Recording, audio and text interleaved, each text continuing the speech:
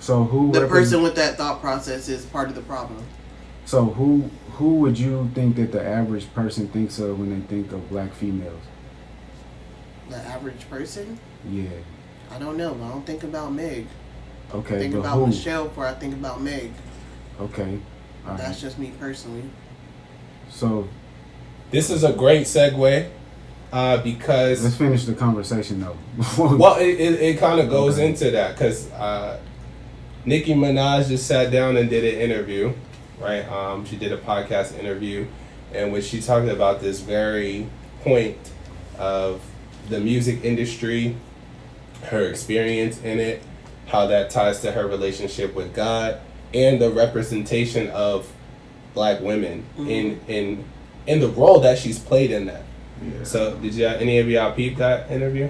I did. I just don't know how to enter into it by pretending that people think highly of black women, and like I don't know who is the representation of black women if it's not hip hop girls.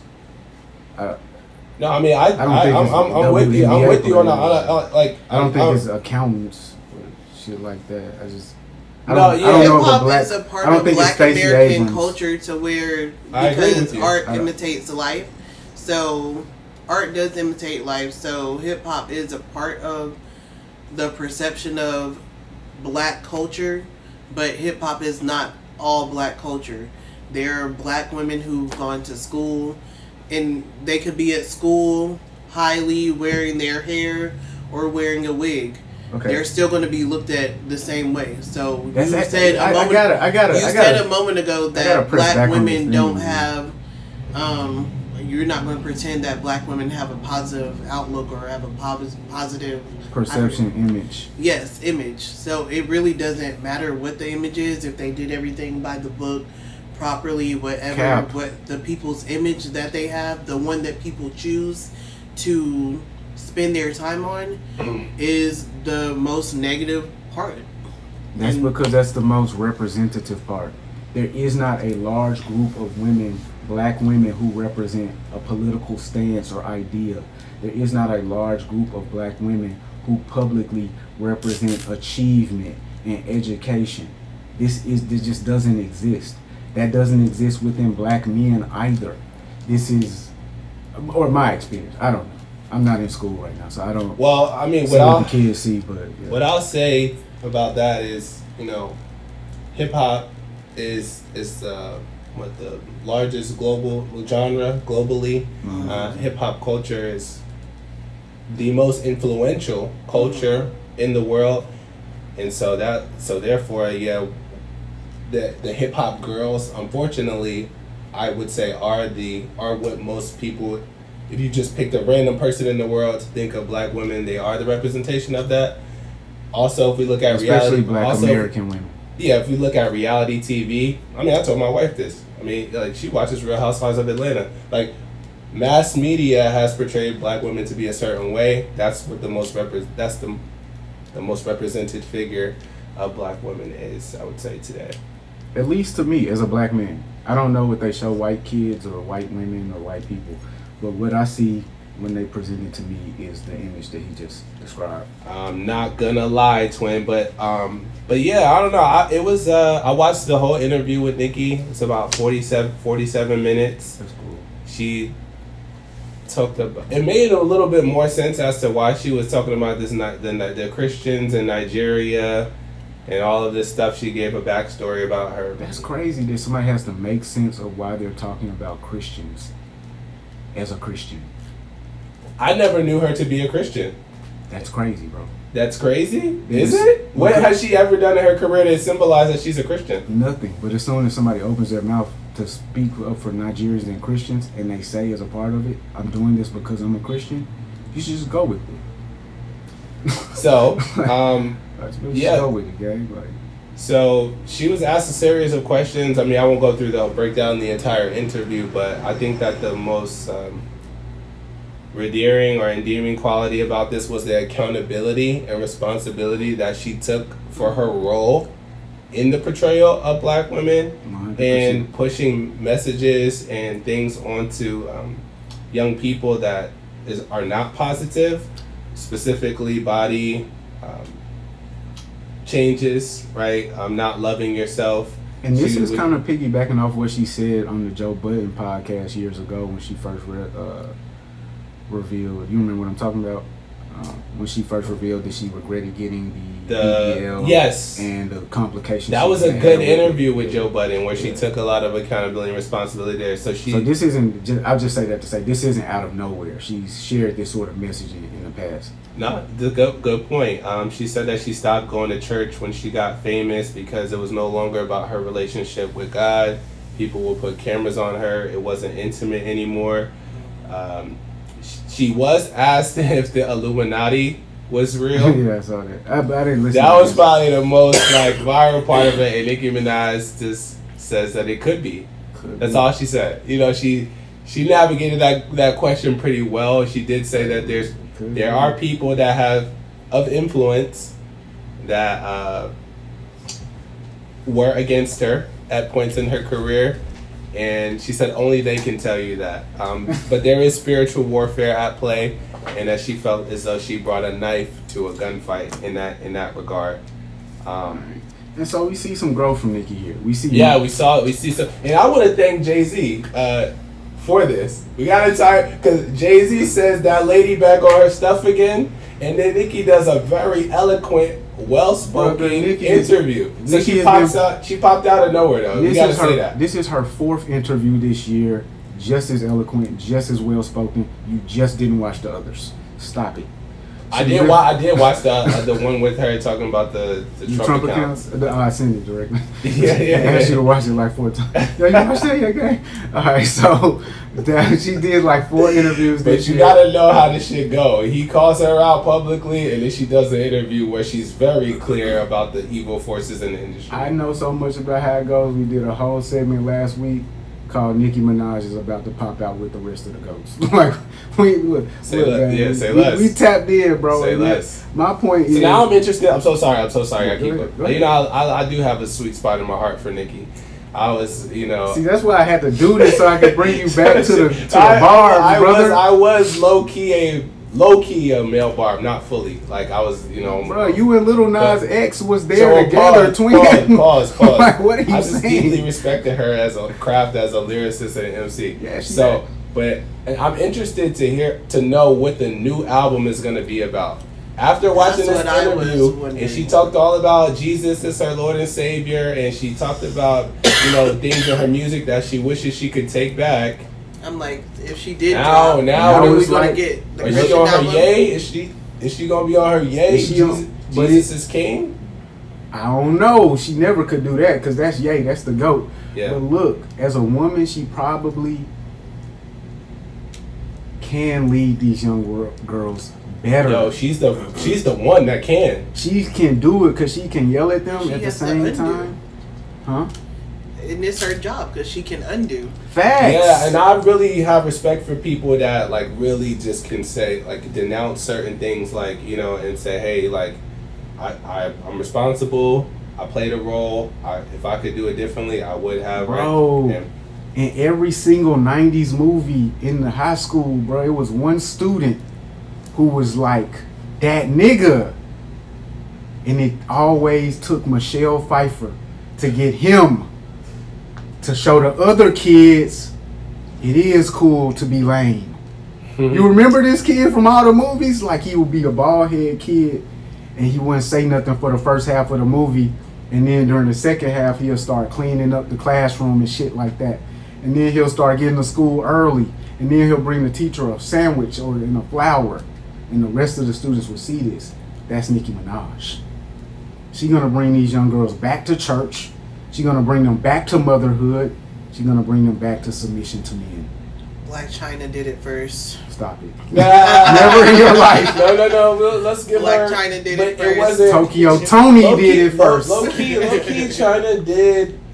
She did pop off. She popped off in church. She went and got some of her stuff removed. She did. That was. I respect. She went to Harvard. I respect that. She was going live. Why y'all skip over the fact she went to Harvard? I never seen that. I don't know about that. She went, bro. Look it up.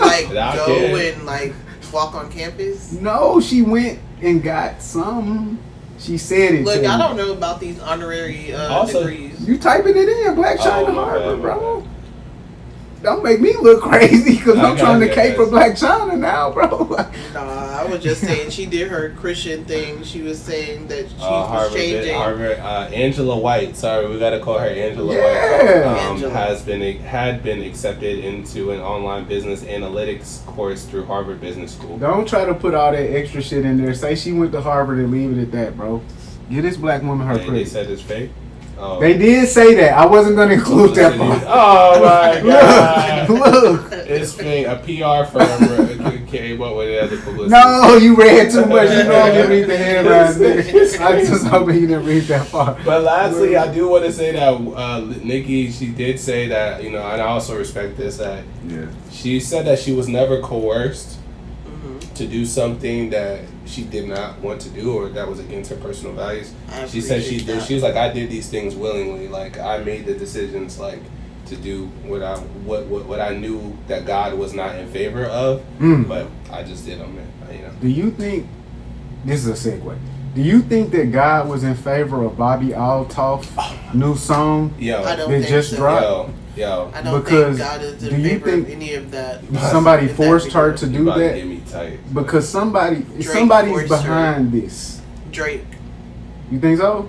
Drake has something to do with all the craziness happening. And Sukihana though. Suki definitely, because that's her buddy. That's her friend. Has been kissing a lot. That's her best friend. I like they little salt and pepper relationship. They Ebony and Ivory relationship. I mean, I don't know. We do like sarcastic Caucasian, so Bobby is definitely that. Yeah. Yo, listen, twin. We gotta bring back gatekeeping. 100%. This Bobby Altoff shit. It's just we just let anybody in to the cookout. But it started by letting Sukihana into the cookout. She said, "Bitch, get in here, sneak in." It's just like it's always a black person that's like, "Nah, you good, cause you with me." No, so bro. You good. What I'm saying is, we shouldn't have let Suki. I fuck with Suki. I seen her the other day. Okay. We shouldn't have let her in, twin, because she brought in Sexy Red. She low key did usher in that real horror. She literally, era. Her and Summer Walker brought Shorty in. I remember they shot the video at the gas station right off Moreland, gang. Oh, you talking about Sexy Red? Sexy Red, well, yeah. Granddad James was helping manage all that too. What? Come on, Dad. Stop. Okay. Well, What's the record? Bro, I don't know. I don't know. Stop the cap. Stop the cap. This nigga trying to be super informative. Video, I was like, oh, that's what Suki did her wig for. The song is called, and this is, I didn't know this was produced by Juicy J. It's called Bills Paid. The beat hard. The beat is hard, though, man. Like Juicy, though. Come on, Juice, man. That's when you be like gatekeeping. Like, I'm not giving you no hard beat. Anything for it. Niggas doing anything, bro. Niggas are doing anything. Speaking of that, what? Have y'all seen the shit niggas wearing these days, bro? I've been cultivating this list of male fashion trends. Okay. Ever since Casa Nat wanted to be a fashion designer. Okay. Are you blaming Kai? Somebody has to take the blame for this shit. This is the list of shit that I wrote down. Okay. That I've seen niggas doing. Do you want us to say, like... Do you want us to guess? do you want us to say yes or no, yay or nay, when you do the... Like, you support the trend? Yeah, do we vote on whether we're for or against it? Yeah, definitely. Let's do that. All right. Okay, so men's fashion. But respond each time. Okay. So the camera can see you. All right. Are we supporting men wearing rhinestones? I'm over it. I guess it's out of style. I never wore it from anyway, the hands of whoever is making that. Boy got his jewels on his chest right now. Yeah. Charms on his chest. That is not even a charm, bro. Man, that's crosses. That don't count. Yeah. Okay, man. I'm not supporting rhinestones. Are we supporting the leathers? Yeah. I need the leathers to stay within season because y'all niggas look hot outside. If I see one more leather pair of pants or shorts in the summertime, like, just stop. Please. And if it's vegan leather, that's pleather. Oh, you not rocking with the Stephon Diggs special? No. The leathers with the Timbs? No. The shorts with the boots? Not at all. With the white socks? Y'all can have tank? A crop? Okay. The outfit I just described, I'm fucking with. I can't lie. I mean, I'm with the leathers. The leather... Ash is right, man. It depends. It's in season. Like... It depends if you're trying to bring the leather joggers back, leave them at home. If it's a full leather outfit on a hot sunny day, don't stand next to me. Boy, please. Don't niggas stand be forcing near it. me. Niggas be forcing it. You know, shout out to. I'm sorry. I want you to keep going through your list because I'm about to talk about some other shit. I'm about to talk about Ye. I'm gonna talk about the nigga that made the hats, the 40-ounce van. I'm talking about all the niggas. Okay, all right. Before we do that, this trend has somewhat faded, which I'm proud of. The polish, the nail polish. As I say, it's somewhat faded. I realize that's cap. It's actually increased. Nail polish. Where are we at? Drake stopped wearing it. Freaks me out. Nail polish. We not fucking with that. It freaks me out.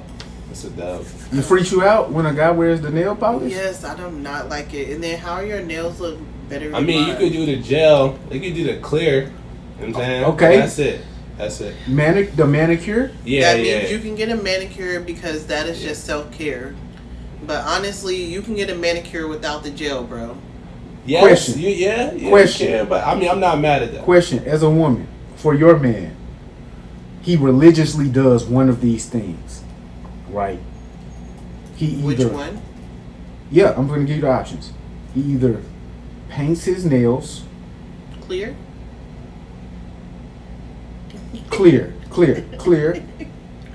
Yeah, but he might switch into a new style soon. All right. He gets a manicure. Again, this is religiously. Or dirty nails. Which one? I'll take the manicure. You'll take the manicure. He has to be there at 7 a.m. with Miss Wanda every other Saturday. Oh, that's your nigga. See, never mind. Okay. No. I told you what it was. Religiously. Habitually. You said habitually. Yes, you did say that, and I ignored it. Damn, twin. I'm going to take the dirty nails. I can't make it to your kids' game. You, baby. I can clean your nails for you, baby. I've been fucking with Miss Wanda for 15 years, girl. You're not coming between me and my nail tech. Get the fuck out of here. I'd give a nice little mani. That's your nigga now. You should have went with the dirty nails niggas. We out here. That's the one I usually have. If you know, you know. We chopping trees down, scraping concrete and shit, scratching our ass with our bare hands. Oh wait, so you say you're not a manicure guy? Never. It's dirty right now, nigga. A bitch might see it and become disgusted with me. You gotta. She don't want me to touch her. I can't talk. I need to cut my nails right now. Yeah. So. But yeah, you should get them. Manicure. Yeah. I'm gonna pull up on Miss Wanda. Yeah. Soon. I used to go over by Piedmont. When I meet a guy and he has like that glaze on his nails, I'd be like, yeah, he might be too fancy for me. He's too fancy for me. Next, I'm gonna say that one for the last. The crop tees. I kind of like the crops. I fuck with the crop. But I want to say the crop, nigga. I was on the crop wave in like 2019 type shit. Like I had the vision. Like niggas wasn't. You know what I'm saying? You see the picture of the crops from the 70s. Oh, they man. were out there with Will Smith had the crop back. You know, So crops have always been hard. It's a lot of niggas that can't rock with the crop because of their body type. Very true. Yeah, facts. What I would tell you, nigga, is just throw a beater on under that bitch. Throw a beater on under the crop, put the crop over it, walk outside with that bitch. I feel like it don't look right on your the beater. Like, no, you ain't never seen the fat nigga with the tight beater over the tight pants and with the bricks on. No, like, but I'm saying the goddamn crop, like the joint under the joint, like the beater under the crop. I don't know. The point of the crop is to show. A big dude can only wear mini crops. The point of the crop is to show what now? Like the belt. It's to show the whole pants. Nah, see, that's where it goes too far. See, if your crop is like this, you're not talking without about reaching the out. crop. I'm talking. You that's the crop. This the crop. Yes, yeah. Oh, it's to show the full pants. That's not the 80s crop. I'm talking this. You talking about the 70s I'm crop? talking about that. The Jerry curl with the crop. That yeah. I'm talking about the new crop, the boxy crop. Yeah. Oh yeah. That's valid. The body is wider. Yeah. And the shirt stops at the top of the waist. Yeah. It shows the belt. That's valid. The pants. That's valid. Yes. So I will. So you fucking with that? I like the crop. Okay, because a lot of women is like. Well, I will say this: a lot of gay girls wear the crop. A lot of gay girls do wear the crop. So I will see like them really style out on it more, but the males that have the crop, as long as it ain't up here, like that's the only thing. I like Offset's little crop. Like I think Offset does really, a crop that I like. It can't be at the belly button. Your nipples are finna fall out type shit. So that's OD. That's weird. That can't be where we might catch a glimpse of belly button, but only if you move. If you get excited, it can't just it can't start right there. Like if you barring up, your shit gonna raise.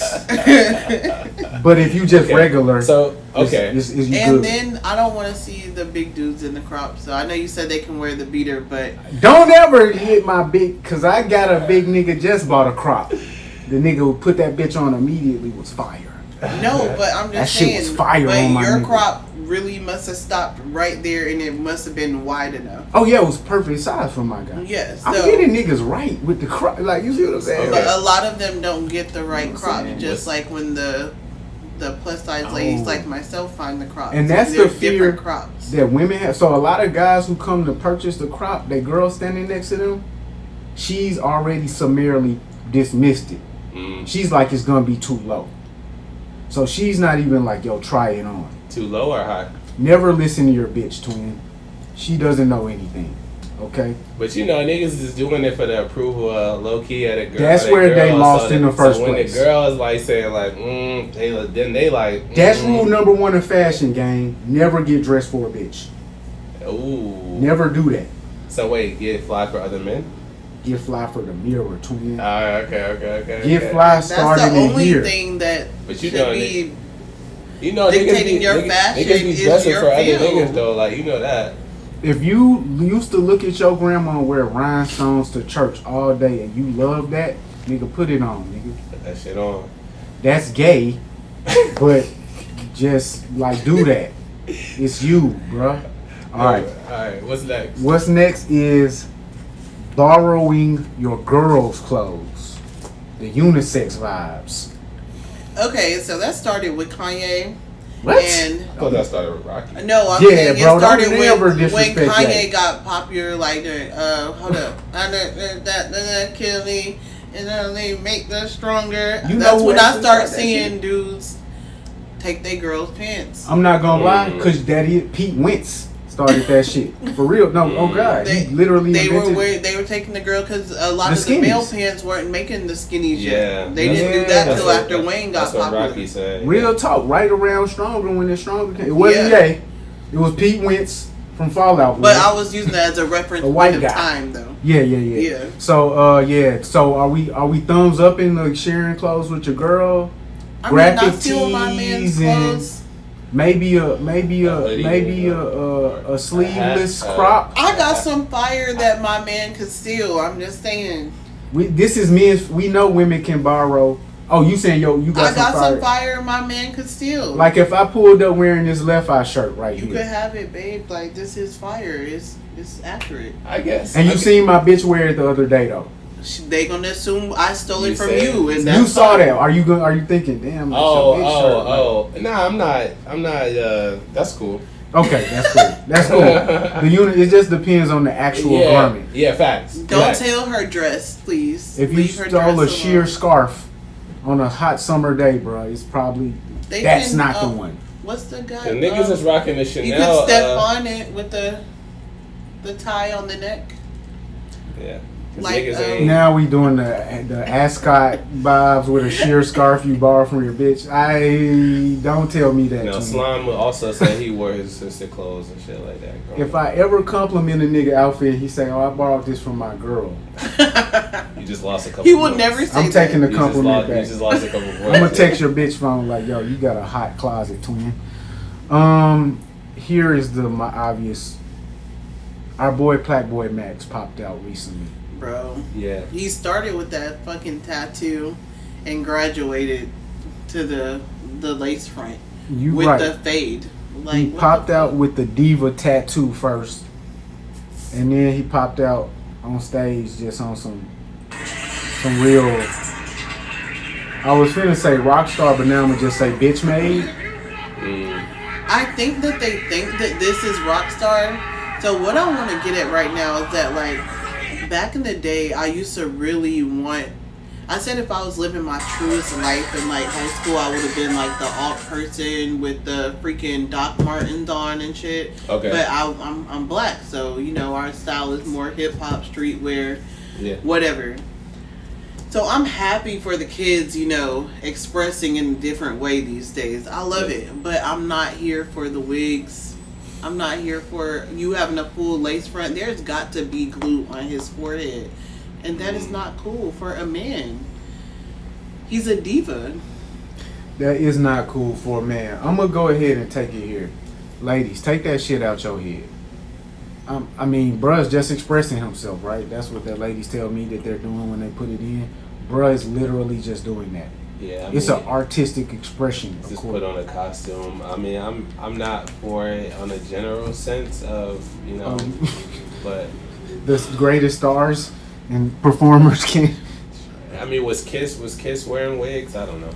That was they might have. It was. I'm literally. Did they have extensions?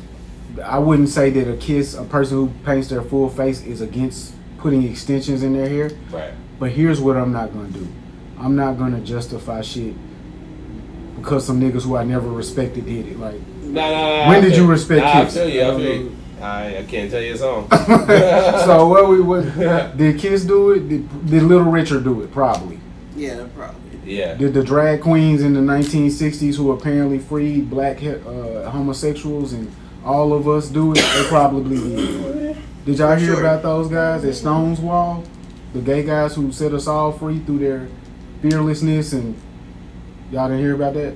Y'all really need to brush up on your homosexual history as to how they freed us from oppression. I'm an ally. I'm supposed to know that. You're supposed to know that. Look up gay guys at Stonewall.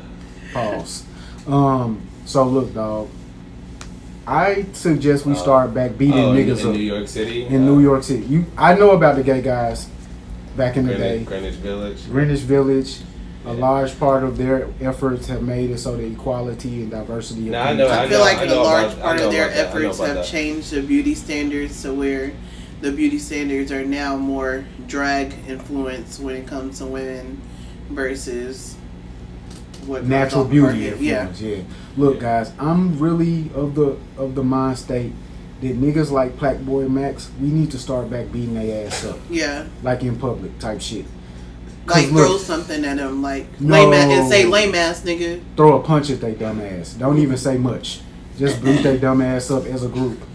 And I'm not even talking about gay guys. If you're an openly gay guy, you put a weave in your head, look, we support that. Diversity and inclusion. Regular straight men. If you want to be a part of the clique, we're going to beat your ass if you do some shit like that. Fair? Is that fair? Okay, so what if they put the we ain't talking about the men. The Chris Rock hat with the weave in it? What if they put the wig on that looks like a fade, like with waves? No, I mean that. Where did I never? That is just too fade. We've been too paying for years. We're leaving that alone. Okay. Are you talking about the Chris Rock Jerry curl hat type? No, I'm talking about the shit that really look like some. Talking waves, about the like fades, like and the man put the shit on, they glue it on, and then and then we fade that up. You niggas got to get back in tune with Michael Jordan. We shaving that shit off, bro. I do agree that once it's gone, we should be shaving it off. But yeah, it's wigs. Like it's like a fade with the wig. Like, I know. That's why I'm telling these niggas, pause. You look more handsome with a bald head. You look more like fearless. Chingy. Yo, No. Chingy looks like Yoda. Chingy popped out. They dragged my boy because they said it looked like he get his eyebrows arched. Well, men always get the good eyebrows. That's so what I they don't tell know why me. we always He say has that. long eyelashes. They say that. Yeah, the lashes, y'all get the arch looking brows. Like we gotta work so hard for that. Okay, so we are back beating niggas up. Any other trends? One last one. It's the most either acceptable or unacceptable. Okay. It's called looks maxing. Oh my god. I've been looking into. Ain't fucking with that. Are you talking about with the guy?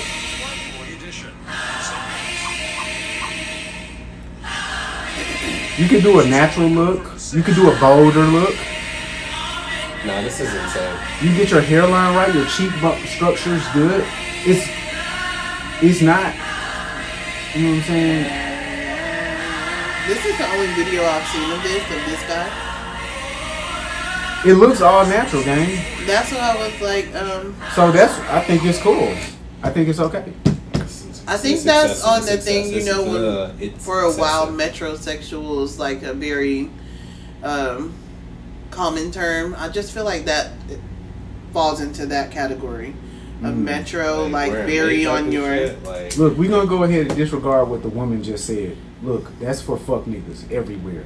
If you want to call it metrosexual, if you want to call it progressive, you want to call it expression of your artistic abilities, we beating fuck niggas up like you. No, you know. Can we do that? Like, can y'all agree with me that we need to beat these fuck niggas up? I feel like the only time we should be doing that and where it was done was for like film. That's what I'm saying. Yeah. Yeah, you going on film or TV, when we go on TV, but not to go to the club. Because you're gonna transfer, bro. You're gonna give Shawty a hug, and you're gonna leave the brown on her white outfit. Don't do it. I look better than that bitch anyway. What are we talking about? What are you saying? That just made me think what did the dudes? I had seen the balloon pop, and he's like, I need a girl to know I'm a baddie too. Whoa. He did. He had barrettes in his hair. I mean, hella niggas say shit like that. Like, I look good, I'm fine, I'm safe. Bad nigga. I've never heard nobody say. No, Malik, the comedian, he made the sketch. Oh, okay. Cheesecake Factory. You didn't say bell bottoms. Bell bottoms, the flares, motherfucker. I seen a girl say that the other day when she was like, for real? I don't want the niggas with the crops and bell bottoms. I ain't gonna lie, together. Like I slept with this dude and I was like, man, I never thought that in this day and age nobody could ever told young me I would have been doing the dude with the bell bottoms. I was stunned. I was like, not the bell bottoms on. Yeah, I guess the only question was the bro up to par? Was he like? He was up to par, but was he indicative of like when I looked at the bell bottoms, I had to question myself. I'm a fan of the flare, though. I'm not gonna lie. I did. They were some fire bell bottoms, but I just didn't see that coming for the men. I didn't see it coming. It started with the men back in the 70s. You know what I'm saying? I mean, all of these really I'm talking wild about trends. For now. I just didn't think it was going to come back. Yeah, back, man. Well, it's only certain guys that really can, like a Pharrell type swag that. You know what I'm saying? Swag like the bell bottoms. do the taper into the deep flare, motherfucker. Yeah, facts. And you probably gonna feel crazy wearing it, but you never know, bro. I feel like it's fashion, and that's not one that I hate. I can take bell bottoms over rhinestones any day. I don't think that's one that's gay. Okay. A lot of this stuff was really gay. I was thinking about, and just quickly, with the Nicki Minaj thing, when she was talking about her influence on young people and their looks and self-esteem, I was thinking about the kids they're doing the steroids and shit now. Like, that's the saddening thing to me, where she was like, I feel so bad for these kids in the social media era, where like that's why that's where you get looks maxing. That's where you get steroids. That's where you get filters. They doing shit like taking a hammer and tapping their cheeks. It creates micro fractures that apparently, once they heal, make you look more masculine. Shit isn't. They are doing shit like injecting methamphetamines because of some way that the chemical settles in your body. It apparently helps you look with looks maxing. This shit's sad, bro. I ain't gonna lie. You tie this into the lowered rates of male intimacy like we talked about that, half of the guys underneath 25 haven't fucked nobody in the past 365 days. When we tie that into the loneliness epidemic, bro, I could see this stuff starting to really, young men starting to look at themselves like young women as symbols of beauty. Like, I need to goddamn be sexier. And, bro, you need to hit the gym and get your nuts up, boy. Testosterone levels all time. Because you actually acting like a bitch by looking for validation through other people's idea of your beauty. That's feminine, nigga. Love yourself, man. Nigga. Love yourself and what you have, and God loves you, and in whatever ways you can improve it on your own, do that. But confidence is key. So that that Playboy Max thing, was that at Summer Smash? I don't know where it was. So I was that kind of ties into the conversation I know that we're gonna have about the new artists, but looking at Summer Smash, the lineup, and then also looking at recent Rolling Loud lineups, it's like the new aesthetic. So like I'm thinking like, damn, I want to say something that Nas said. Hip hop is dead. Like, meaning like what we know it as, or what we knew it to be, is that like the whole, and it's Lil Wayne, it's partially because of Wayne, Thug, all of this, the nigga did a rock and roll album.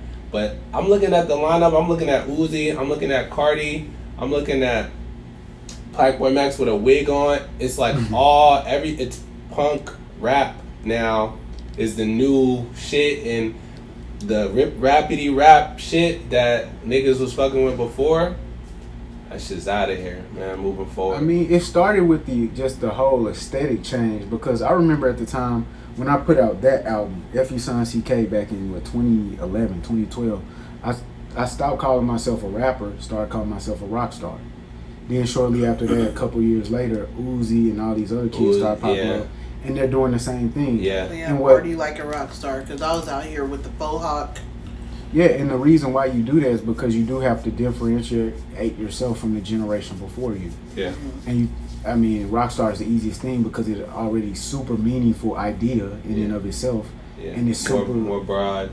Yeah, closely related to rap. So it's like, oh, I'm a rock star now. But at that time, it wasn't like I need to actually look like a rock star. At that time, it was actually like I can't look like a rock star, which is right. But I can reach the level of stardom of a rock star. That's exactly what it was. You can get that popular and that famous and have that trajectory of a lifelong career path, but I still have to look like this rapper character. Over the years, and it's taken quite some time for those ideals to somewhat wear off. To the point where last week we were discussing Phoenix Flame. Yeah, I was just about to bring him up. He's doing the music while looking like a rapper. What we know as a regular rapper. And that 10 years ago, you couldn't do either one of those things. Yeah. You couldn't do that song, and you couldn't do the look that Uzi or Playboy Max is trying to do. With that being said, I just think it's super cheap, bro.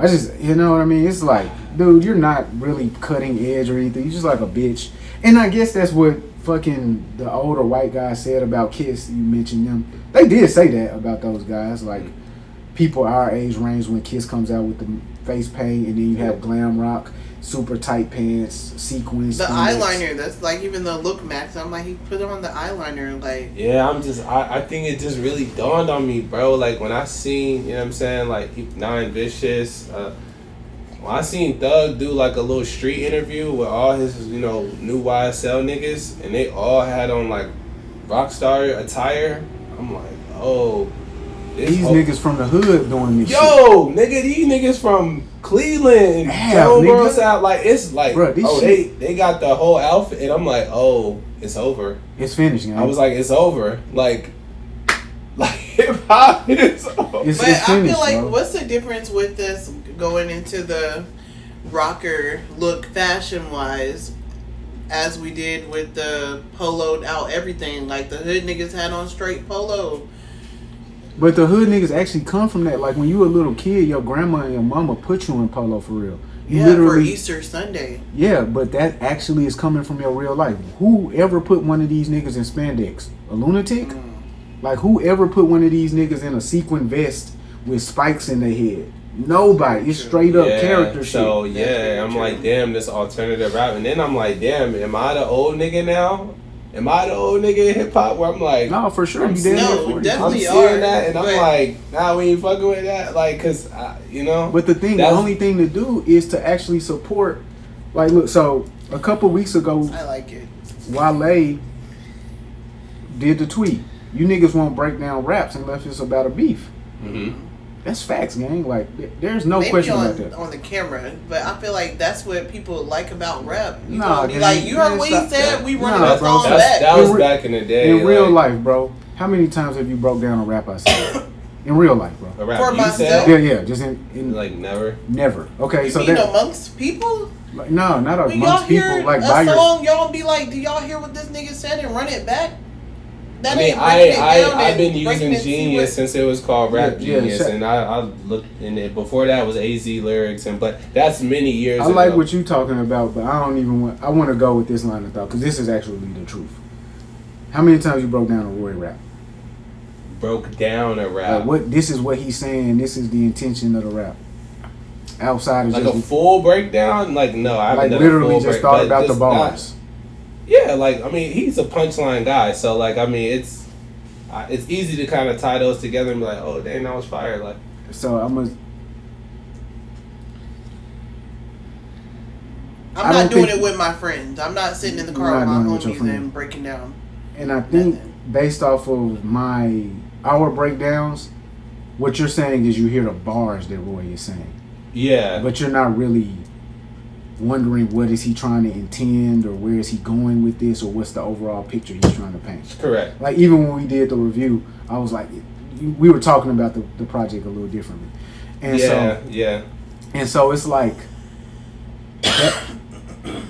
that lack of intention is also what would be called a lack of investment, right?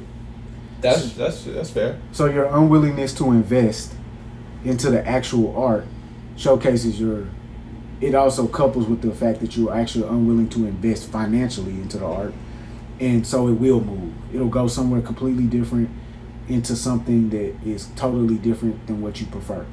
It's just like if you had a bad bitch and you never like shower her with love or attention, she would go somewhere else. I love her again. I love her again, yo. Like it's literally that. It's literally like, okay, twin. you're really not spending no time with me. You're really not cherishing me, and so I'm gonna go over here. And so the Wale's and the Lupe Fiascos and the guys who cannot figure out a way to actually make the art meaningful, unlike the Kanye's and Drake's, and they have to put on a massive show. It has to get bigger and bigger and bigger. There is no way to get a person like you to buy in because the art was never the point. It was more so the lifestyle. And so that's what happens to the overall genre. It dies because nobody is feeding it anymore. Yeah, but that part who you name, because I feel like when Lupe came out, I was like talking about Lupe lyrics with my teacher at school, with my history teacher. Yeah, when Lupe was hot. That's why I was like, I'm like, you named him, so that's like, yeah, that died out. So I'm like, I think that what you said is mostly correct. Yeah. But as it relates to Wale specifically, you know, just quick shout out to Wale for having a show in Atlanta at the Roxy about a week ago. Ash and I were both there in attendance. You know what I'm saying? It was a really good show. And I was telling my wife, I was like, dang, you know, I'm glad that he's having this moment at this point in his career for this album, Everything Is a Lot, which he has done numerous interviews explaining, you know, the intent and meaning of the album, and it was really well received. So he's an artist that has always put a lot of thought and substance into his art. I bought in as a result, and I've stayed a fan since I was in college. This is what I see most people typically can do. They can say this artist is substantive, this artist is not substantive. When it gets into the actual substance of what the substantive artist is saying, they kind of stop. They're not really asking themselves over and over again, what is the intention? They're not following the storyline. And so, I'll go with that. Again, I would just have to, I know that if you don't make music, you don't really know what goes into the process or the craft. But I think that you can consider that if a person makes 4 songs and puts them all together, there might be a theme tying the songs together. if a person does this consistently over years, there might be a character that starts to emerge, and we genuinely don't concern ourselves with that. I would go with that because, like, take Drake for instance. For the last few years, I've only listened to what's come out. Yeah, I have not fully listened to a project all the way through. Yeah, on any of them until we start getting together to review it, and then you can, like how you're like, oh, this is his character, this is that, and I'm like, I'm being forced to hear that because like I'm not hearing the character or the whole album in its entirety. We're really on singles. But then when he does we never talked about the Iceman episode 4, but he does that and tries to provide context visually, nobody watches it. And so there is this, ultimately, I don't know how Wale feels at that show on stage, but I would imagine at some point, but especially because he put out the tweet, there is still frustration with the fact that wherever he goes, he can't talk about the music in the way that he would like to talk about the music. There is no conversation, or he has to manufacture conversations just in order to bring up the story of the music. And the only people that kind of was doing that was it Genius. That's kind of like the only thing we were kind of getting like a breakdown of the music before all the beefs. Yeah, Rob Markman had a series on Genius too, where he would do like talk about projects in depth and the recording process, process, all that.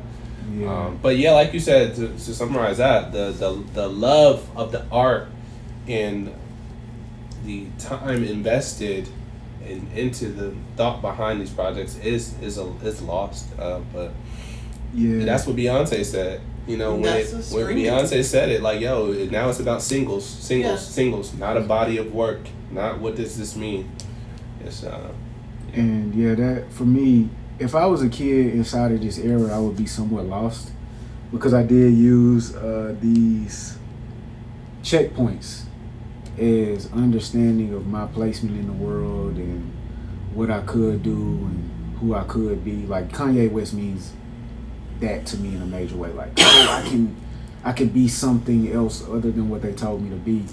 And if my option is Sid Vicious, what is it, Nine Vicious, or fucking Black Boy Max, how do I see myself at that? So I actually asked my son last night when we were naming the artists.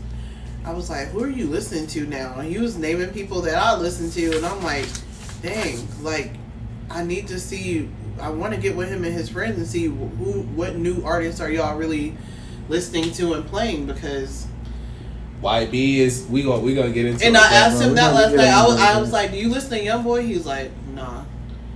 That's crazy. I mean, I don't listen to YoungBoy. I don't get who you listen. I don't understand that shit. That shit actually weird. The other day I was listening to some people break down, what's the last song on Thriller? The Lady in My Life. Yeah. Mm-hmm. And I've heard that apparently that's the worst song on Thriller. That's what somebody said. That fucking song is amazing. I will play that song on repeat all the way home right now. Bro, I think that was some rage-based shit. Bro. Yes. Rory and Mal said that shit. And so I was listening and they were breaking it down. They were talking about where they were in 1984 when they heard that song. And it was the first time that it dawned on me in my life that song was around longer than me. Yeah. And that people had the exact same emotion at that time as the first time when I heard it, and the same emotion that I have when I hear it today.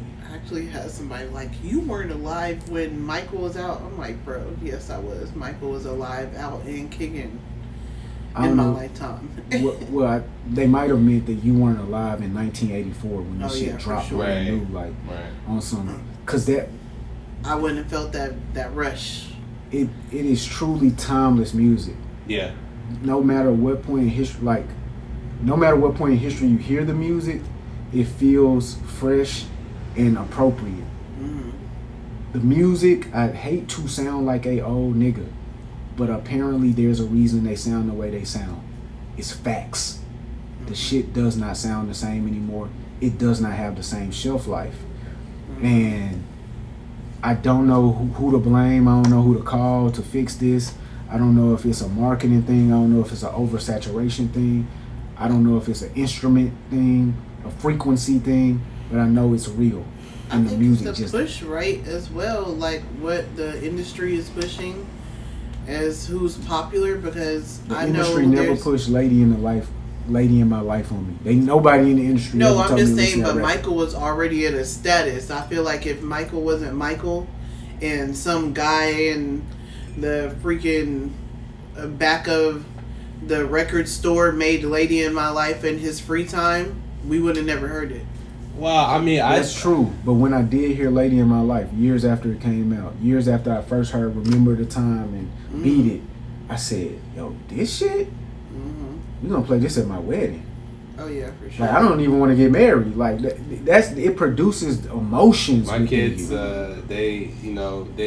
they are all on Michael Jackson. They stood right there and said, yo, he got a picture. I took my daughter to see Michael finally after I realized there was no weird stuff going on. And she's like, I want to go see Michael again, Michael Jackson. And first she didn't know who I was talking about. Then she was like, is he the guy that does the walk? I was like, the moonwalk? I'm like, yeah, we're going to see him. Yo, your daughter stood right there and stared at the Michael Jackson album cover on my wall, bro. Yeah, they be at home like playing Michael. That was me. So that is room. timeless. Because I used to stare. My dad had the CDs and had the vinyls as well. I used to just stare at it, like the freaking album cover. There's so much going on. Yeah, I used to stare at that shit all day. I could talk about Michael all day and my kids, but if I'm playing videos on the weekend on YouTube in the morning, they'll be like, "Can you put on a Michael Jackson video?" Blah blah blah. So it's great, but I think that has largely to do with the fact that segueing the fact that music became much more easier to create and distribute. Yeah. Oh, 100%. When it was like, oh shit, I could just goddamn do the shit on my phone. Distribute is the real thing. Yes. It just put the shit on Apple. Whether or not you had talent, before, I can drop talent had to be cultivated. Yeah, you had to go through. This we talk about gatekeeping. Channels. You had to first develop a craft, then get discovered, then cultivate that craft. Go to a studio, have a nigga produce you. It was like, I think we're at 100,000 songs per day distributed, and that's when you really had to have talent to penetrate. 97% of them have 0 views. And it's like now, it's like, bro, like with that 97% at 0 views, that's still 3,000 songs per day that people have the option of listening to, and that will infiltrate their willingness to listen to another new song. So they turn off the shit, or they just everything becomes drowned out inside the 3,000. So real talk. But we got a list of new people who have been able to break through. That's gonna lead the way. These are the new kings of the rap game, and this is officially from the Heaven on Earth Society. This is our list of the new kings of the rap game. If you get that other list from somewhere else, it's trash. Throw it in the bucket. It's trash. Okay, man. Look, B-Dot, Complex, all these niggas. Get out of here. Elliot Wilson. Yo, I don't know if you seen the Elliot Wilson getting called out heavily. Apparently, Elliot Wilson is broke. And Savon 20 bands. I saw the 20,000 thing. I just kind of bro. I don't get into that. I'm gonna get into it right now, yo. Savon, I don't know what you told your bitch, but look, real niggas is listening. You didn't put up $20,000. You're owed a check, gang. Like this, when you put up 20 bands of your own money. Look, nigga, it sounds like you didn't get paid money for work you did. It's not that you put up 20 bands and put Elliot down or whatever the fuck you trying to make your girl who's sitting right next to you think, who clearly isn't tapped into reality. Sis, my mans did the work. Elliot treated him like the little homie and didn't pay him. Okay? Savon, stop talking about this. You shouldn't have let that shit happen. Rock Nation didn't save your life. They not coming back to scoop you up. Hov doesn't give a fuck. He's at Target. Yeah, I didn't even read the whole shit. You just enlightened me. I watched 3 videos on this shit, bro. I'm like, the nigga owes me money. Okay, whatever. Go deal with that. Bro, I'm genuinely thinking, who cares? Go to court, nigga. I don't know. Right. Facts. Like, these niggas, I didn't want to sue him because I've been holding on to this information for a while, and it's like, nobody gives a fuck, nigga. Like, shout out to you I think you're a cool dude. You put in a lot of work with Joe Budden. You did your own podcast. Yeah. That shut down due to bad decisions you made on the business tip. Yeah. Now it sounds like you made another bad business decision. working with Elliot. I don't believe Elliot Wilson is broke. Now, this nigga said Elliot Wilson offered him $500 a month for the next 48 months. 500 for what? For the work. To be like a guest? That's not even that to be like a host or something. So apparently Savon was producing Elliot Wilson's podcast. Oh. Which actually did come out. Savon, I'm gonna let you know the audio on some of them podcasts. I think maybe that's why he didn't pay you $20, bro. Damn. The audio was fucked up on the Rod Wave podcast. This nigga said something about another podcast. But look, I don't even know how I got off this. My bad, y'all. That was a crazy thing. Ain't no other kings in this rap game. They're siblings. So look, bro, this is the list we came up with of niggas that are young, hungry, consistent, and breaking through. Yeah, facts. This list is not about lyrical ability or what your beats did or how complex. Album sales. No, definitely not about album sales. It's not about are you the greatest artist or the most commercial. This album is about young artists who are breaking through, have found a fan base, and apparently are male. Okay. Right, we ain't got no women in there. That's crazy. Yeah, we ain't put no women on there. So look, let's just list them. Just list them, bro. You got them. Oh, I got them. We gonna start off with YB, NBA YoungBoy, Yeet, Baby Keem, Lil Yachty, Playboy Cardi, Rod Wave, Lil Tecca, NLE Chopper, Uzi Vert, he right on the cusp. Him and Cardi on the cusp. Don Toliver, Glock, and A Boogie. A Boogie. Okay, look, bro. I want to go ahead and say goodbye to a few of these niggas off the rip. Because I respect them, but they're more regional. So off the rip, I want to say goodbye to A Boogie. I knew you was going to say that. Off the rip, gang. Like, but more regional? But you got to... I just heard him. I was sitting in my house the other day and I heard, nigga, this is what that jungle do. I was like... I never have heard that. What? You never heard that? This is what that you jungle said do? You listen to everything. Man, you be except for New York. Yeah, I don't listen to New York. What a capper. No. A Boogie, bro. No. A Boogie is a leader in this space because he's one of the few out of all of these niggas that is selling out stadiums worldwide. I mean, yeah. And I'm gonna be real with you. I don't go to concerts or work at Billboard. This nigga's selling out shows. Ticketmaster. So I don't know about that. He is. No, I'm telling you. It's facts. Okay. So you see A Boogie being able to overtake Yeet, Keem, Yachty, or Cardi in acclaim. Or I'm YB. not gonna lie, I would have put not YB personally. So this list was before not, this album, before this, because A Boogie ain't dropped in. Yeah. So you would put A Boogie over Baby Keem. Before I this see Keem what you're dropped. saying. Right now. I see what you're. I see what you're saying. Though. I can't do it because Keem dropped this year, but before Keem dropped. This isn't about the last okay, well, days. This is about the level I would of put acclaim. A Boogie over Keem just because of popularity. Okay. Replay value. I just know too many people, and because if you're gonna say A Boogie's regional, you gotta say Keem is regional. I would never. I'd have no clue why you would say that. I don't hear A Boogie in the South. I just literally see him on New York. I don't hear Keem, and I go out. I'm He's on Apple Music. He's on Hot 97. He's with Kendrick Lamar. He's on World Tour. I hear him with Kendrick Lamar. And if Kendrick Lamar wasn't present, other than what I personally know about Keem, like I am a personal Keem fan, but I can't name none of my friends to name a Keem song. Okay, we got to move forward. So, yeah. What are we doing? I don't know. You heard my suggestion. Well, I to be honest, I mean, I'll let y'all kind of rock. Like with Key Glock and NLE, and this is not like a bias against Memphis, or Tennessee rather. I just don't. You know what I'm saying? Okay, I will take it. I'm willing to. I don't need to debate everything. We can take NLE and Key Glock right off. They're clearly not at the top of this. Like I will put Lotto on there Oh, or Glorilla. I would put Glorilla. It's not even the time to discuss other shit that we would have did. Yeah. Say less.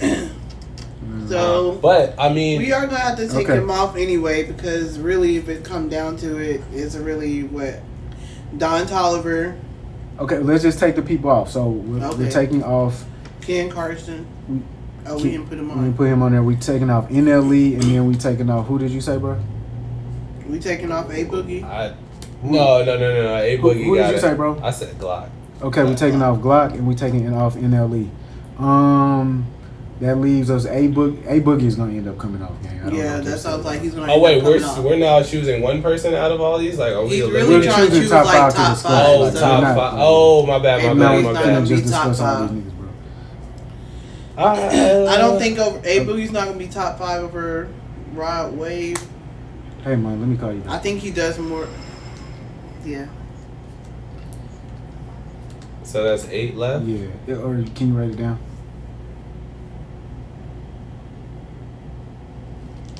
Cause Cardi got the youth in the chokehold. Yeah, let me just see, y'all. Yeah. What I got going on.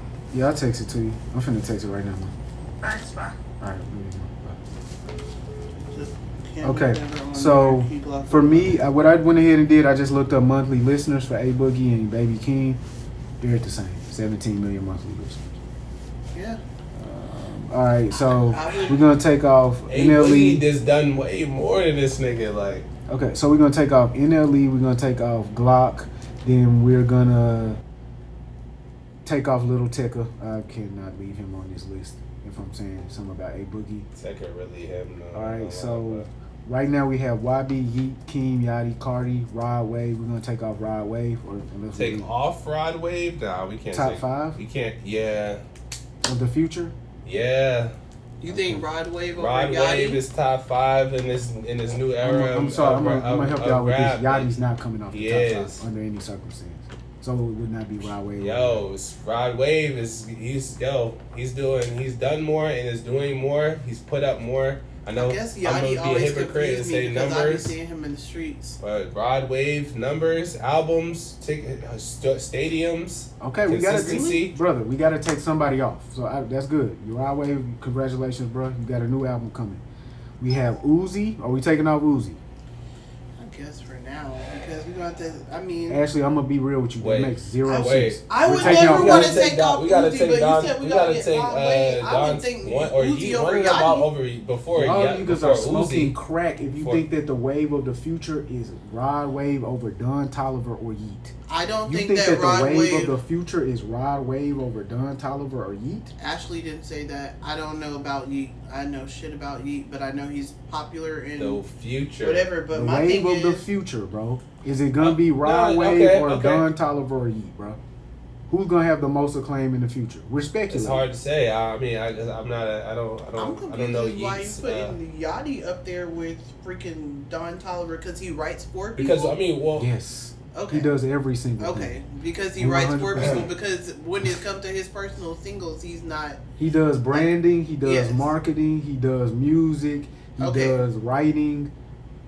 We took A Boogie does off the already. internet. We took A Boogie already off. A Boogie is still on here. Take him off. Okay, we gotta take A Boogie off. Yeah. We have YB, Yeet, Keem, Yachty, Cardi, Rod Wave, Uzi, and Don Toliver. Yeah. Well, how many is that? 1, 2, 3, 4, 5, 6, 7, 8. Damn, that's still 8? We still got 8. Okay, and so now I'm glad you kept saying that wave of the future. Okay, because I was kind of just thinking about what these guys have done. Some of these guys have been in the game for 10 years already. Right now what we're doing is we're projecting who is going to be the next big 3, basically. Okay. It's not Rod Wave. It's not Rod Wave, bro. That's not even a question. It's not gonna be fucking Rod Wave. If that shit turns out to be Rod Wave, I mean, I will apologize if he's on camera, and I'm sure. Right now, he's doing more than half of these niggas on here. But Lil cool. Durk has a better shot. We didn't put Kodak Black on here, bro. I cannot put Rod Wave as possibly the wave of the future.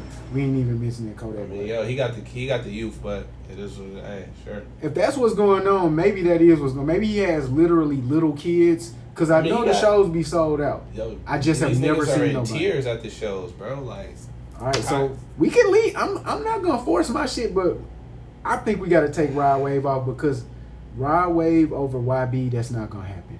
Rod Wave. No, I'm not. We good. All right, now we still got YB, Yeet, Keem, Cardi, Uzi, and Don Toliver. I'm gonna be honest. I don't know who Yeet is except the features I heard. I literally can't name a Yeet song, but that to me that still doesn't disprove his place and where he's at in the game. He had the most recent album. He's up. Which one of these nigga songs can you name besides Uzi? Because I ain't gonna lie, I don't. They catalogs and I'm not super. Don Toliver. Yeah, Keem, Don Toliver. YB, I can name top 3. I definitely cannot name any YB song. I can name the song he's on with you, Face to Flame. That's 2 birds, 1 stone. So, for me, the next person that's gonna come off this list would have to be. It's difficult too. That's difficult. I don't know.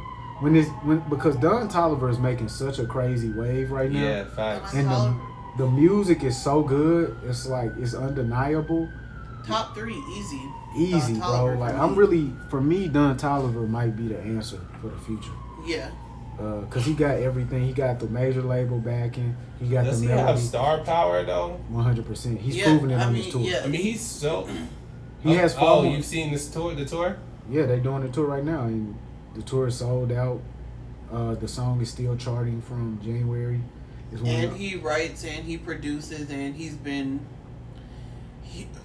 hit and been so consistent.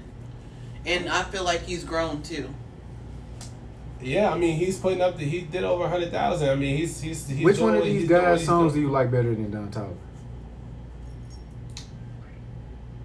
I got nobody. I like musically. I mean I like YB. I like Uzi. I like over bro. You like their songs better than. I've never heard you. I've never heard you say a Uzi song. Album I've ever listened to is the one that he just dropped.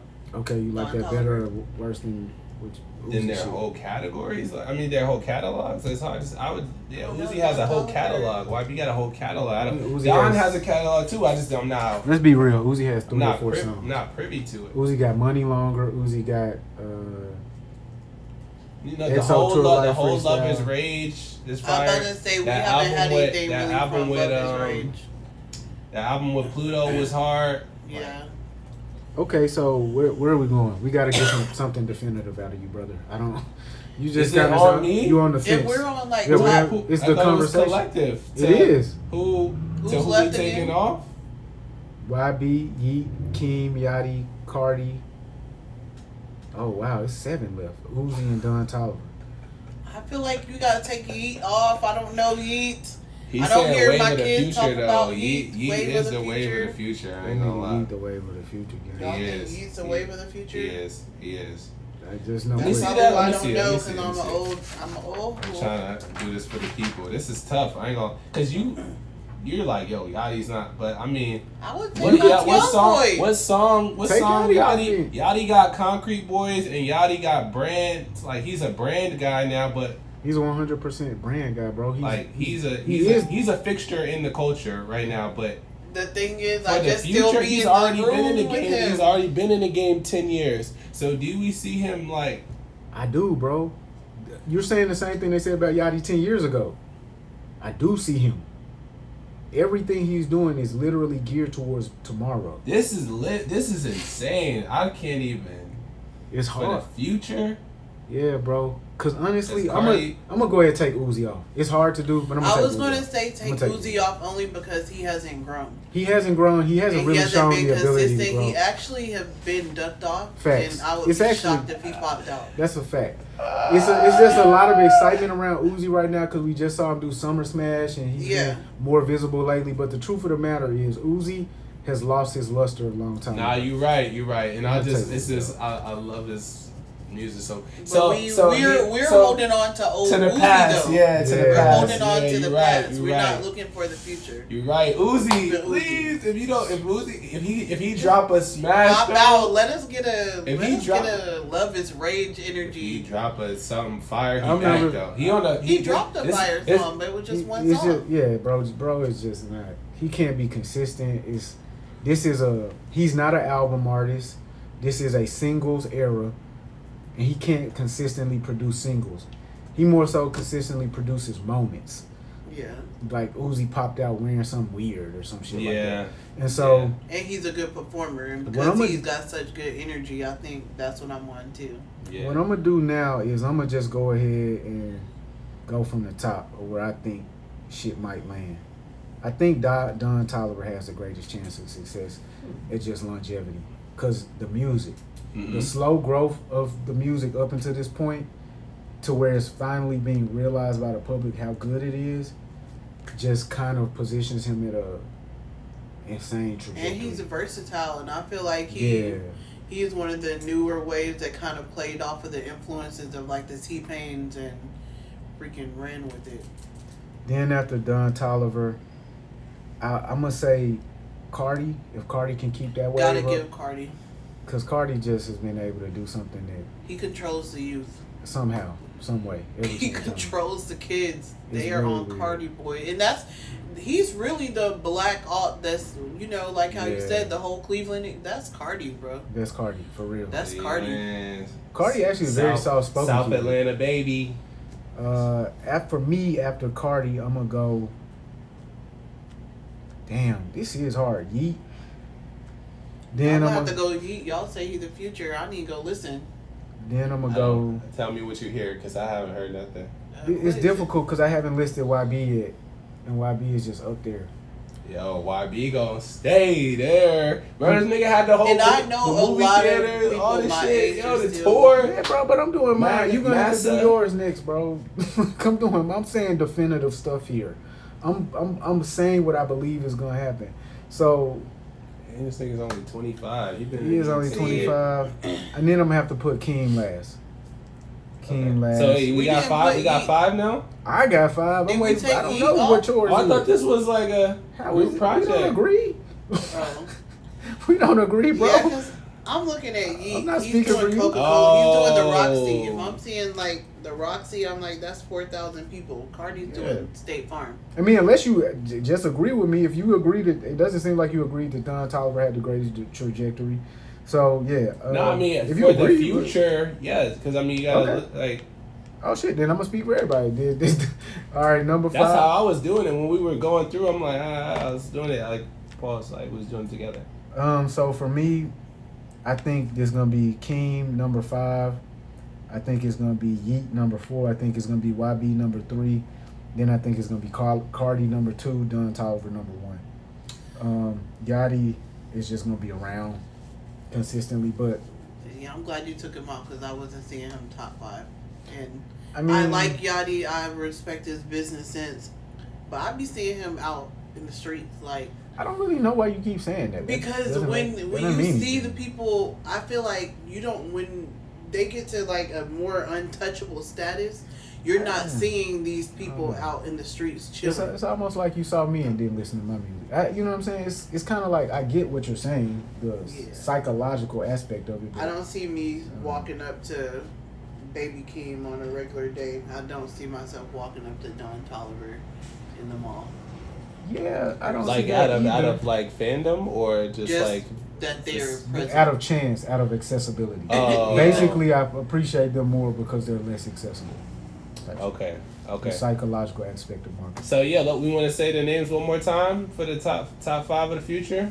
What I said was, I forget. Keem number 5. Baby Keem. Yeet number 4. Yeet. YB number 3. YB. Cardi number 2. Playboy Cardi. Don T. Don Toliver. That Don Toliver, the nigga's just, he's able to maintain. Most promising artist of the future. You know, the funny thing is, this will be my last conversation. Yeah. Is Baby Keem sat down with the perfect playlist. And he said that he is better than the big 3. And that's where this conversation came from, because he's not even better than the niggas. He's not even big 3 of the niggas in his own thing. That's what the whole conversation was to see. So he said that he's not competing. When people declare him the leader of the new school or whatever Spotify list that we talked about here, he said that that's a cop-out, and he's not competing with his peers because he doesn't see them as peers. He thinks that he's better than the big 3 that exists currently. Or some members of the big three. Somebody, yeah, he's like, I want to be the best of the best. I don't want to be the best of the new people. Yeah, you gotta talk your shit, baby.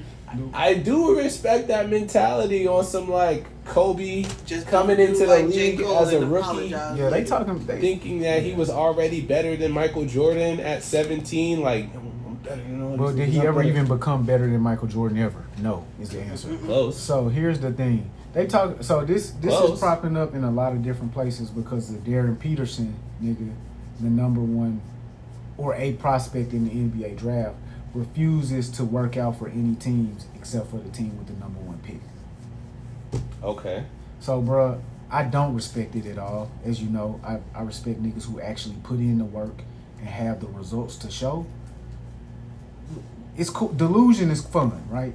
It is fun. I don't announce to everybody every day that I'm going to be a billionaire because that's my own personal delusion that I feed into on my end to get to where I'm going. At the point where I announce it to the world, somebody should say, yo, nigga, what have you done?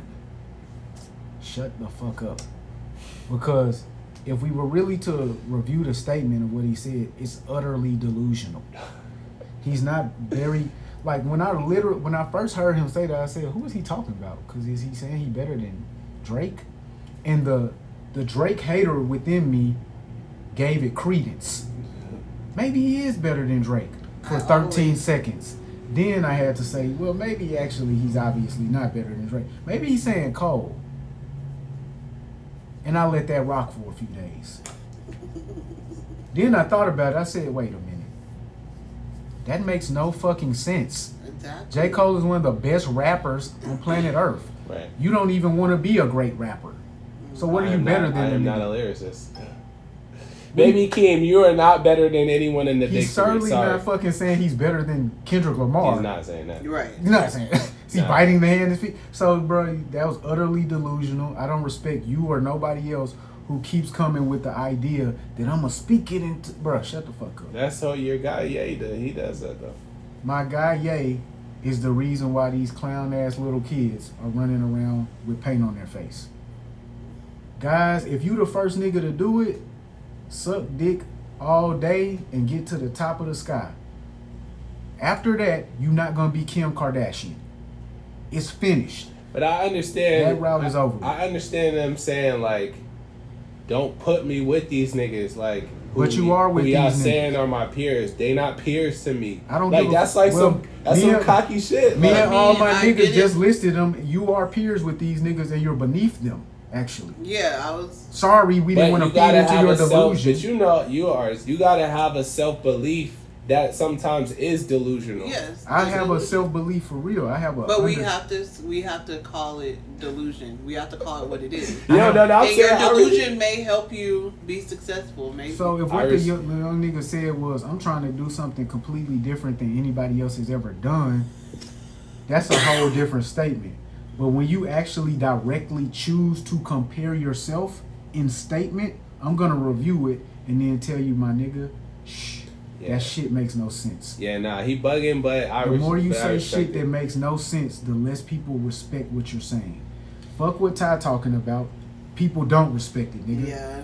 Saying I respect it doesn't mean you actually respect it, bro. That's because you don't believe it. You're not gonna. I don't believe it, but I'm saying to have the audacity and belief to say it, you feel me, displays a level of confidence that I appreciate from rappers and from a competitive standpoint. Are you more likely to believe the next statement he says after he says some delusional shit like that, or even listen to it? I'm more on some like show me.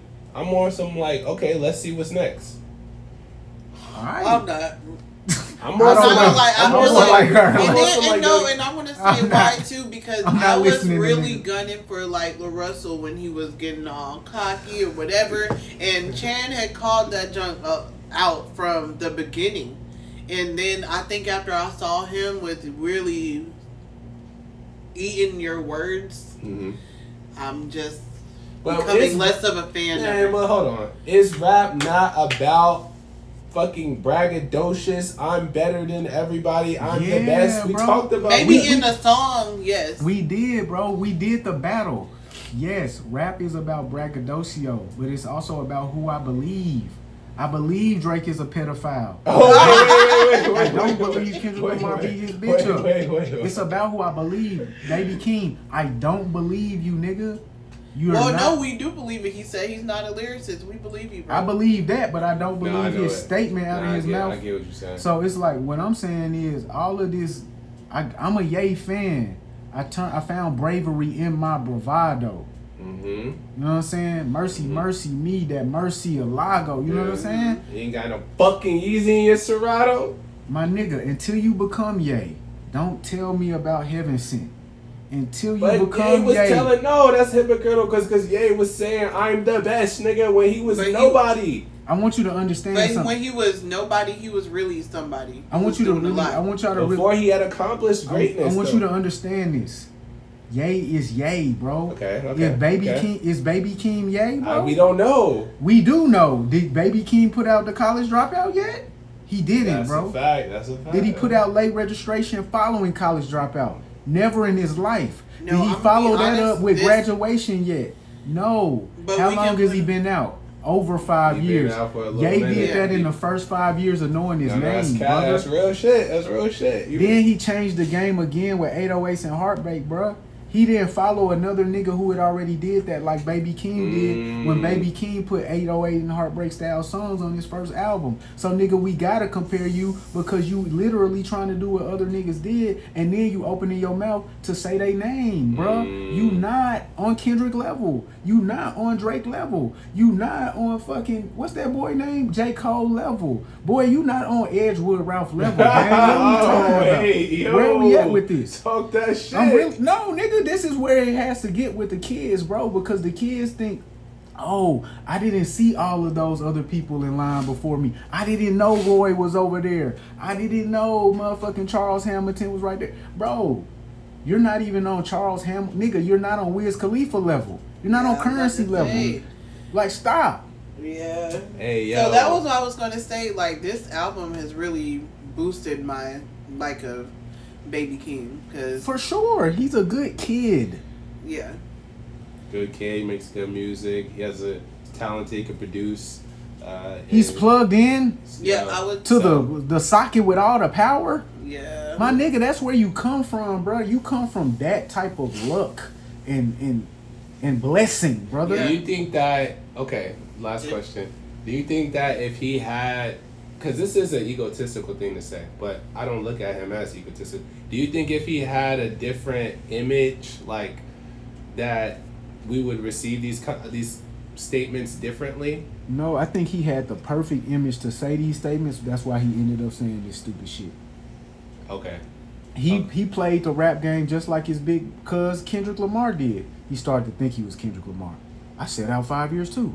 They waited for me too. Slow your roll, pump your brakes, bro. Because he has a very humble, like he doesn't come off like a. I'm thinking like if ASAP Rocky, I mean Rocky's Rocky, but if we could go back and if Rocky was to say some shit like that, he's the type of nigga that would say something like that. Baby Keem surprised me by those comments because he does come off as like a humble nigga. You know what I'm saying? Was this just outside of our purview of? Yeah, I don't see him. I don't see him like that. Yeah, so I'm like, if we saw him as like a cocky nigga, arrogant nigga, like where we have, like, appreciated him popping it like that. Nah, I think if we saw him as a cocky, arrogant nigga, we would have stopped listening to him already. Cause Keem's music isn't so strong that he could be popping it. I'm not gonna lie to you. I like the music. It's not so high level that you could be out here just popping it. Okay. So if he was popping it for the last 5 years with this level of output, niggas would have stopped listening to him. It's only because he's so quiet and humble that we even heard this statement to begin with. Right. And we said, yo, you need to review what we just said about Wembenyama, bro. Hey. Because y'all niggas, like, we thought y'all was just hardworking kids, and it's starting to seem like you're a little arrogant, though. Relax. We want you to win the chip, brother, but... Hey. Be humble. Yo, sit down. Sit down. Hold up. Yo, Kendrick, yo, get this nigga, bro. Hey, that's crazy. Well, that's it for me for this week. You know what I'm saying? Heaven on earth. You didn't want to say congratulations to the Knicks? Your hometown? Oh, yeah, they won the chip. Yeah, this nigga forgot. Like, no, I told you. I told you. It was the best thing. I was around New Yorkers when they won. I had a great night after they won. Them New Yorkers were feeling so joyous and history. I love that for y'all. It was beautiful. I think we the main points for me was 100%. Like seeing a father and son win a chip together. First of all, Rick Brunson, you a hater. Like, why the fuck, nigga, your son just won a championship and the first thing out of your mouth is, yo, I love my son, but Patrick Ewing's the greatest nigga of all time. I ain't gonna lie to y'all. I'm glad you don't have a son, nigga, because it sounds like you don't know how to put a battery in a young nigga. That's called a battery, boy. Okay, I didn't look at it like that. I'm gonna be for real with you because I'm gonna be dead ass serious. If the guy sitting next to me is the nigga who pushed me my whole life, guess what he knows how to do? Find my buttons and press them. And secondly, if this guy built me to be a champion, guess what he informed me of? Nigga, one time ain't enough. Oh, it's endless, bitch ass nigga. Do that shit again, hoe ass nigga. Hey. Beat me again at the basketball game, nigga. What, you beat me one time, little nigga? You thought you was a big nigga now? I'm Rick Bronson, nigga. That's how he was talking to Jalen at the age of 15 when Jalen got his first battle victory on the fucking blacktop in the backyard. So that was... Oh, that's some good little shit, little nigga. That was motivation. It wasn't, hey, I like that. You the greatest of all time, little nigga? How you did that when bro was playing for 15 years for these guys? Right. You come for 4 years, you think you won a ring? What you a jury? What you a bitch, nigga? What you got you a little diamond ring, my nigga? Do it again, bro. Because you ain't the greatest of all time. You certainly ain't that in my house where I live at. I'm Rick Bronson in this bitch. Well, you know, bro got his own house. He got his own wife. He got his own life. And who come over who house for Christmas, nigga? We don't care about the millions. I don't know their dynamic. Yeah, nigga. And if I'm invited to your house, I'm still the king at that bitch. That's how you holding it with your daughters, right? I'm the king at their house when I don't know about that. You would birth them into the world and you subservient to them at any point in time? Not subservient, but I wouldn't look at it like I'm coming over your crib. I'm the ruler of this domain. I wouldn't approach it like that. Oh, brother. If I come to my kid's crib and they doing anything that I didn't allow in my home, I'm putting them out their house. Go outside with that. You can still enforce the, but yeah, So, God respect. Great finals performance from Brunson. I think you cuss in front of your mama? 45. You cuss in front of your mama at your house? In a limited, depends on a limited capacity. I'm not loosely using profanity. But would you show respect to? Would you say somebody who showed ultimate respect to an elder in their own home? Would you say that the elder was being controlling or that person was being confused about? Nah. Me neither, bro. Yeah. So, great story. Great for basketball. Great for the Knicks organization. Love to see it. The next year will be interesting to see what happens in the East. Maybe they won't. Maybe they won't. But, yeah, if he can do it again, he will go down in history as one of the greatest of all time. Yeah. And I think that's more important. Underdog story. That was the other thing. Oh, yeah. Which you talked about. He's an underdog. The Knicks were the underdog. Small guard. Yeah. He fit the second round draft pick. All of that, yeah. You know what I'm saying? Not slow, not athletic. But honestly, this nigga's resume, impeccable. College champion. High school champion. College champion. Same year he won the college championship, player of the year in 2 different conferences or some shit like that. Oh yeah, bro. Like I didn't even know about, bro. Maybe it's because he's light skinned. Like, it's because he's a little nigga, bro. Nobody believes in him, bro. Like, I know you didn't want to talk about that Karmelo Anthony situation. No, I was just looking at the time. I was just like, bro. We would have to say that the boy stabbed a person and the person died, so it makes sense that he goes to jail. Unfortunately, I'm uninformed on that. I want y'all to play the theme song of people being crazy, right? I'm about to play a song for y'all. Oh, okay. Oh, you about to go? Yeah. You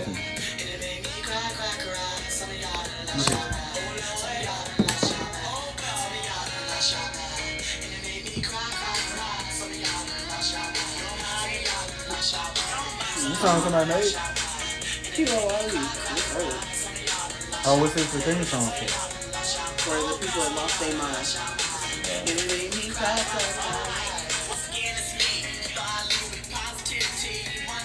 You gotta hustle, doing things ain't nothing but trouble. Do the crime, you got to pay the price. What you gonna So with the situation, you don't know anything about the Karmelo Anthony situation? I ain't gonna say not anything, but I like to be able to speak intelligently about shit, and I just know that, like, you know what I'm saying, it was an altercation that attracted me. He stabbed a white kid, and the kid died, but I don't know anything. Apparently, the white kid was roughing. The white kid has a twin brother. The white kids are bigger than him. The white kids were confronting him with apparent perceived violence. He was defending himself. Oh, it's 2-on-1? It's 2-on-1. I wouldn't say it was 2-on-1. It was the white kid had a twin. So they're track teams. The black kid was under the white team's tent, something of this nature. The white kids confronted the black kid, told him to leave. He felt pressure. He felt threatened. Felt the need to defend himself. The white kid ended up stabbed to death. That's fucked up, man. That somebody died, a kid died. It's fucked up that a young kid is about to be in prison for 35 years. And it's very weird. I'm curious to know. It's not even funny.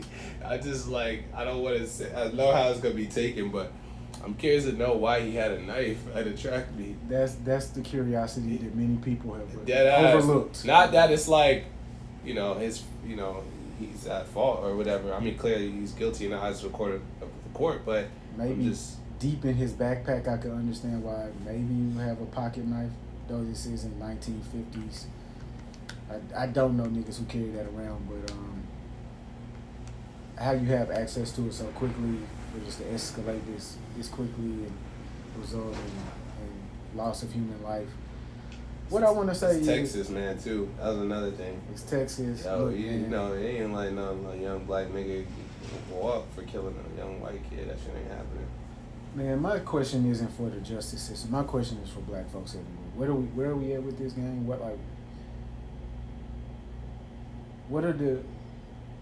How do we not call these excuses? How do we keep ending up in these situations where we compare ourselves to the results a white person received in a similar situation, as opposed to looking at the situation and saying, we have to stop the initial situation from occurring? Because I don't like the idea that young black kids feel so pressured and so threatened by society that they keep deadly weapons on them that they eventually end up using to the detriment of themselves and other human lives. If black kids are really in that predicament where they feel that threatened, it is on the grown-ups in the situation to help them to mentally feel safer. It's not on the therapist, it's not on the church pastor, it's on the grown-up at the crib who lives there to say, you are black, but you're safe. You're safe here. We're going to teach you how to fight. We're going to teach you how to protect yourself. We're going to teach you how to follow the protocol if something does get out of order, so you can follow it with authorities, local authorities. So you can make it home safe. Like that's the thing, man. You got a son, man. Like what do you tell him? Or what conversations have you had? I hate that I've had conversations that I feel like I shouldn't have had to have, but you do have to have with a young black man. And the thing is, I don't think we should. I used to feel annoyed with how we have to hold ourselves to a higher standard to be treated properly in certain circumstances, but now I'm just like, this is the standard that we come with, and this is the standard that you need to hold yourself. You need to stay out these situations. I ask him about things like right now, the kids meeting up places and stuff. I'm like, look, in these meetups, you need to protect yourself. You need to walk away. But takeovers. My son also has defended himself with his hands. So I'm like, I feel like what the advice I have given and the advice that his father has given often contradicts. So I really try to let the males handle that, because I don't know what a black man really needs to do. I really can't say from experience. Black men everywhere have to do the same things and literally only the same things as other people. Like literally, that's it. They don't have to go above and beyond. They don't have to be extra special. They only have to do the same things that other people have to do. I would ask you guys, but I know no random black men have been abducted recently by your local police. So I won't even go into questioning that. Black men literally only have to do the same things as other people. Black women are under a similar situation in life. They have to do the things that are appropriate to do. The places we find ourselves. Why does a black teen find themselves at a event called a teen takeover? We would have to ask ourselves the same question if a white teen found themselves at this event and violence or drugs were being done. Like, why was the kid there? Why were they interested in being there? Why weren't they prevented from being there? These are the only questions we have to ask. We don't have to ask any questions about what other people have to do with it until like somebody actually invades your space, commandeers what's going on in your life, and becomes a detriment to it. So whoever's not facing that right now today, we would only have to talk about what we have to do. And that is be knowledgeable, be aware, be accountable for our own existence. That's literally. Yeah, so I mean, like, why does it seem as though, like, the justice system failed this kid? So this happened in accordance with the... Oh, because there was no black jurors or some shit like that? There were no black jurors, and the father of Austin Metcalf rudely explained why there were no black jurors. There were no black jurors because there's a thing called voir dire. As you pick jurors, they ask you a set of questions that either qualify you or eliminate you from being selected for the jury, right? Okay. And if that one of the questions they ask is, can you review this situation fairly, and you say no, you won't be allowed to be on the jury. Got you. And if they ask the black people, hey, could you hold somebody accountable to this crime, and they say no, they have to go home. Similarly, if the black people don't want to be there and they represent that, they have to leave. So I don't know if it's a railroad situation that people are saying it is. Maybe it is, which will be taken up on appeal. If there was an issue with jury selection, that will certainly be taken up on appeal, right? Right now, I just see it being compared to the guy that shot the 12-year-old, the Asian guy. That's what I was thinking about. Yeah. So all of those things are happening. They're not necessarily comparing it to that. What they're doing is conflating those two situations and saying black people never have a fair shot because both of those things happened at the same time. What they're comparing it to is another situation where a young white man stabbed somebody and got 12 years in jail as opposed to 35 years. Now, that was not in Texas, so that has a lot to do with it. But other people are saying this mainly only has to do with race and skin tone. I mean, I would have to pull the data, but, I would, based on what I have available to me, is like, niggas do end up getting more time for the same crime in similar circumstances. Is that not correct? That would be meaningful to me if niggas had to do crimes. If niggas were like forced if he was in a situation where he was forced to do a crime, again, that's in a different jurisdiction. If you steal in Atlanta, Georgia, that's different than if you steal in Roswell, Georgia. Yeah. It's completely different. The numbers that they are running and what he's speaking of, like if you want to get the data, because I have read the articles, I've seen the discrepancies from out of black mouths and white mouths, all confirming the same. They're in the same jurisdictions. Who? They're in the same areas. Some of those numbers that they're running, I'm just saying that they are getting more inflated things in the same areas, being black versus being white. Okay. But I'm just like, at the end of the day, it comes back to what you say. Don't do the crime. Don't stab a nigga to death. Yeah. I just don't even know how to... Conflict resolution, man. I don't even know how to get around that one. It's like if you beat the nigga up, you wouldn't be in jail for 35 right. years. If you kicked him in his face while he was down on the ground, You would not be in jail for 35 years. Yeah. And at that point, I would go outside and say, yo, y'all gave this nigga 35 years. The guy's walking around. Yeah. So, I don't really want to defend certain shit that's impossible to defend. The nigga stabbed somebody to death. We could debate how much sentencing he should get. But at the end of the day, I'm of the opinion that Max B got 76 years and he got out in 17. So this kid being in jail for 35 years, I don't think that's actually going to happen. If it does, that means he did something else after he got into jail. My main concern is, what are we doing ourselves as a community to facilitate children being in this mental space? I have to carry a knife on me, otherwise my life is in danger, when actually it's not. Because the vast majority of black children are not dead before 25, like I heard my entire life that the older people told me. You're gonna die, nigga. You need to carry a pistol and a knife. So maybe it's like the information I'm being fed by the people I do choose to trust. It's dated information for sure. I think it's dated. It's incorrect information. Well, yeah. It's just incorrect. My man is 30-something. You 35 yet? Yeah. 35. We need to celebrate because so many young black men, the majority, didn't make it to even 25. Is that correct? Well, that's what they said.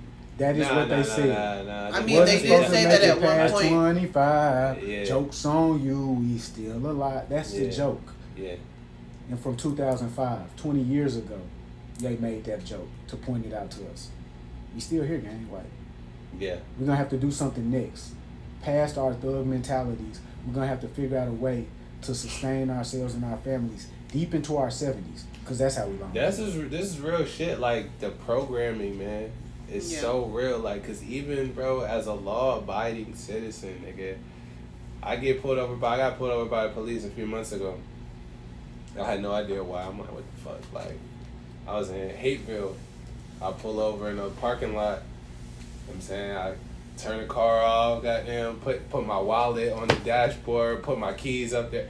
Like, I got my hands on the steering wheel. Even me, like, I know I'm like, that is the programming. I ain't committed no crimes. Like, I don't got no warrants. Like, I'm good. Like, ain't shit finna happen to me, well, bro. I'm kind of like that, too, from the time of where I used to commit crimes, though. There's still a little, in those moments, I'm still kind of fearful of, like, what could happen. But you said you were in the streets, though. Even though I know I'm gonna comply, I'm gonna be respectful, I'm not gonna do no crazy shit, but still, I'm like, some people are even self-suspecting in them. What did I do? I did something. Yeah. It's not just fear. It's like, I did something. I did it. Yeah, I don't even have to think of what I did. If I see them lights, I could see some halogen lights, but in the front it looks like the blue lights coming. I'm like, oh, crap. And then ultimately, it was just an expired tag. Yeah, bro, but it's not funny because it's literally psychological. No, and it's impacting. It affects your behaviors and your thought processes every day. Yeah. When you see a police officer, when they zoom by, it literally affects every interaction. So nervous system. Your nervous system. That's the one.